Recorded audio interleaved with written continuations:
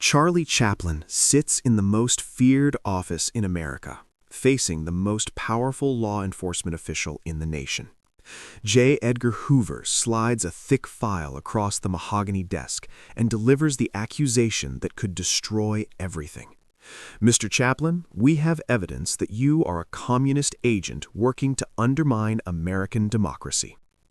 What Charlie says in the next 8 minutes doesn't just defend his reputation, it exposes the terrifying machinery of government surveillance and redefines what it means to be patriotic in a free society. Federal Bureau of Investigation Headquarters, Washington, D.C., March 7, 1947. Thursday morning, 10:15. The J. Edgar Hoover Building looms over Pennsylvania Avenue like a fortress of American justice. Inside, behind reinforced steel doors and multiple security checkpoints, the most secret files in the nation are catalogued, analyzed, and weaponized against anyone deemed a threat to national security. Charlie sits in a wooden chair that's deliberately uncomfortable, designed to make subjects feel vulnerable during interrogation. At 57, he spent 38 years entertaining Americans, making them laugh during wars and depressions, becoming the most beloved performer in the world. But today, he's not here as an entertainer. He's here as a suspected enemy of the state. J. Edgar Hoover sits behind a desk the size of a small aircraft carrier, surrounded by filing cabinets containing secrets that could topple governments. At 52, he's been FBI director for 23 years, accumulating power by accumulating information on everyone who matters in American society. Presidents fear him, senators court his favor, judges defer to his investigations. The office walls display photographs of Hoover with presidents, senators, and Supreme Court justices. American flags stand in every corner. The message is clear. This room represents the ultimate authority in American law enforcement. Charlie arrived at 9:30 for what his lawyer described as a routine interview regarding your political activities.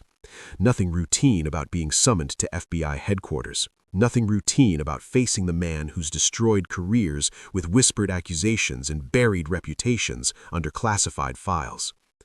Mr. Chaplin, Hoover begins, his voice carrying the weight of institutional authority. Thank you for accepting our invitation to discuss your activities and associations. Invitation, as if Charlie had a choice, as if refusing to appear before J. Edgar Hoover was an option for anyone who wanted to remain free in America. Director Hoover, I'm here to answer any questions you have about my loyalty to the United States. Hoover opens the file. Charlie catches a glimpse of photographs, documents, transcribed conversations, his entire life reduced to surveillance reports and government analysis. Mr. Chaplin, we've been monitoring your activities for quite some time. Your speeches, your films, your associations, your political statements, all documented. Hoover pauses for effect. All concerning. Charlie's hands remain steady, but his mind races. How long have they been watching? What do they know? More importantly, what do they think they know? Mr. Chaplin, let me be direct. We have evidence suggesting you are a communist sympathizer, possibly an active agent, working to spread Soviet ideology through your films and public statements. The accusation hangs in the air like poison gas. Communist. In 1947 America, the word destroys careers instantly. No trial needed, no proof required, just the accusation leaked to newspapers, whispered in Hollywood corridors, and lives end. Charlie looks at Hoover, then at the file, then back at Hoover. Director Hoover, what evidence? Hoover flips through pages. Your 1931 film City Lights portrayed economic inequality sympathetically. Modern Times criticized industrial capitalism. The great dictator mocked fascism while America was officially neutral. Those are films, Director Hoover. Entertainment. Art. Art with a message, Mr. Chaplin. Art that promotes specific political viewpoints. Art that questions American economic systems and foreign policy decisions. Charlie realizes he's not being investigated for what he's done. He's being investigated for what he's thought, what he's felt, what he's expressed through his work. Director Hoover, are you suggesting that creating art critical of social conditions is evidence of communist activity? I'm suggesting that consistent patterns of anti-American messaging indicate political allegiances beyond entertainment. Anti-American? Sir, my films promote dignity for working people, compassion for the poor, and skepticism toward those who abuse power. If that's anti-American, then America has changed since I arrived here. Hoover's eyes narrow. This isn't going as smoothly as most interrogations. Usually subjects become defensive, deny everything, beg for mercy. Charlie is engaging intellectually, which makes him more dangerous. Mr. Chaplin, let's discuss your associations. You've attended meetings with known communist sympathizers. You've donated money to organizations we've identified as communist front groups. You've made statements supporting Soviet policies. Which meetings? Which organizations? Which statements? Hoover consults his file. In 1942, you attended a dinner honoring the Soviet war effort against Nazi Germany. The Soviet Union was our ally in 1942, Director Hoover. We were fighting the same enemy. In 1944, you contributed $500 to the Joint Anti-Fascist Refugee Committee, an organization helping refugees flee Nazi persecution. Are you suggesting helping Jewish refugees escape Hitler was communist activity? The committee has been infiltrated by communist agents. Has every charitable organization been infiltrated by communist agents, or just the ones that help people you disapprove of? Hoover's face reddens. He's not accustomed to being questioned during interrogations. Mr. Chaplin, your tone suggests you don't take these accusations seriously. Director Hoover, I take them very seriously. That's why I'm asking for specifics. You're accusing me of treason based on making films about poverty and attending charity dinners. I need to understand how those activities threaten American national security. Hoover slides a photograph across the desk. Charlie at a Hollywood party, talking with a man Charlie doesn't immediately recognize. Do you know this man, Mr. Chaplin? I don't believe so. Should I? His name is Alexander Korda, a British film producer, also a suspected communist agent. This photograph shows you in intimate conversation with him at a party in 1943. Director Hoover, I attend many parties. I speak with many people. I cannot be held responsible for the political beliefs of everyone I've ever had a conversation with. But you can be held responsible for the pattern of associations, Mr. Chaplin. Communist sympathizers don't associate with you accidentally. They seek you out because they recognize a kindred spirit. Charlie realizes what's happening. Hoover isn't building a case based on evidence. He's building a narrative based on suspicion. Any association, any statement, any film can be reinterpreted as proof of communist activity if you approach it with that assumption. Director Hoover, may I ask you a question? Certainly. What would I have to do to prove I'm not a communist? Hoover considers this.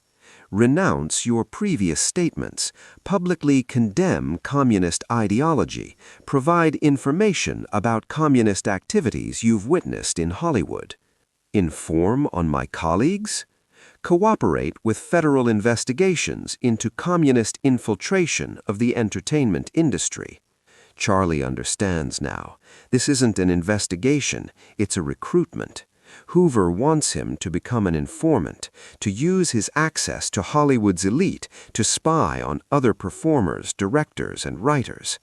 Director Hoover, what if I refuse? Then you remain under suspicion. Your activities continue to be monitored. Your associations continue to be documented. Your loyalty continues to be questioned. And if I cooperate? Then you demonstrate your patriotism through action rather than words. Charlie stands up, walks to the window overlooking Pennsylvania Avenue. Below, American citizens go about their daily lives, unaware that their government is cataloging their beliefs, monitoring their associations, pressuring them to spy on each other. Director Hoover, I came to America as a young man seeking opportunity. I built a career entertaining Americans, making them laugh, helping them forget their troubles. I've employed thousands of Americans, contributed millions in taxes, supported war bonds during both world wars. Your past contributions don't erase present concerns, Mr. Chaplin. Charlie turns from the window. What present concerns? That I made films showing poor people as human beings? That I criticized war when war was popular? That I refused to hate the Soviet Union when you demanded hatred? Your films promote class warfare, Mr. Chaplin. They encourage working people to resent successful people. That's communist ideology. My films promote human dignity, Director Hoover. They suggest that a person's worth isn't determined by their wealth. If that's communist ideology, then Christianity is also communist ideology. Don't be glib, Mr. Chaplin. I'm not being glib.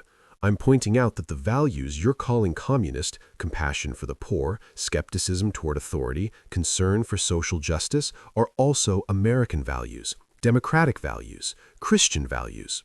Hoover closes the file. Mr. Chaplin, let me be clear. We know you're not a Soviet spy. We know you're not planning to overthrow the American government, but your influence concerns us. When Charlie Chaplin makes a film criticizing capitalism, millions of people see that film. Some of them start questioning whether capitalism is the best economic system. And questioning capitalism is treasonous? Questioning capitalism during a global struggle between democratic capitalism and Soviet communism is dangerous. It provides ammunition to our enemies. Charlie realizes Hoover has just admitted this entire investigation is about controlling ideas, not stopping actual crimes. Director Hoover, you're asking me to stop making art that encourages people to think critically about their society. I'm asking you to consider the impact of your art during a critical period in American history. And if I refuse? Hoover's smile is cold, calculating. Then you'll discover that American freedom has limits, Mr. Chaplin.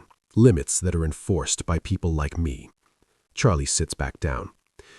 Director Hoover, I have something to say, and I want you to listen carefully.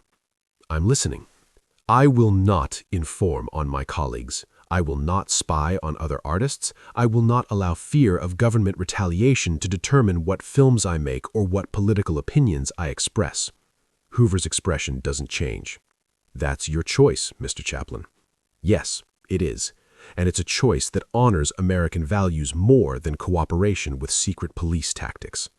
Secret police?